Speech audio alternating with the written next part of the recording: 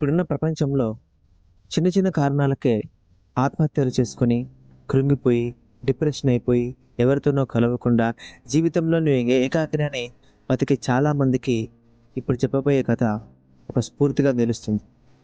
ఇటీవల ఈ కథ చదివానండి. అతని పేరు జీన్ డామినిక్.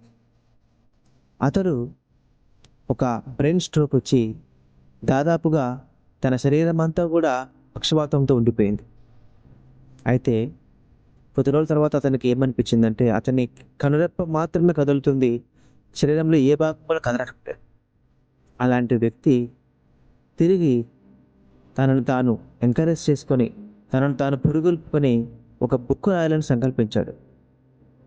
అది ఎలా రాశారంటే, తన స్నేహితుడిని పిలుచుకొని, ఆ స్నేహితుడు ఒక ఆల్ఫాబెట్ చెప్తా ఉంటే, ఒక అక్షరం చెప్తా ఉంటే, సరైన అక్షరం వచ్చినప్పుడు మాత్రమే తన కనురెప్ప కొడతాడు. అలా కొట్టినప్పుడు ఆ అక్షరాన్ని రాయాలి.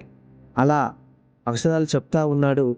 సరైన అక్షరం వచ్చినప్పుడు కనురెప్ప కొడుతున్నాడు. ఆ విధంగా ఎన్నో రోజుల తర్వాత ఒక పుస్తకం రాయగలిగాడు. ఆ పుస్తకం పేరు 'the diving bell and the butterfly'.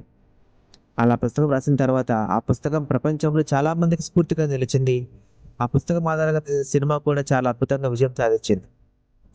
అంటే కేవలం చిన్న చిన్న కారణాలకి చనిపోయే మనం ఉన్నటువంటి కాలంలో శరీరం అంతా చచ్చిబడిపోయినా కూడా కనురెప్పలతో పుస్తకం రాసినటువంటి వ్యక్తి మన జీవితంలో మనకు ఉదాహరణ ఉన్నాడంట. సో ఇలాంటి గొప్ప వాళ్ళు ఎందరో ఉన్నారు. స్ఫూర్తిగా తీసుకుందాం.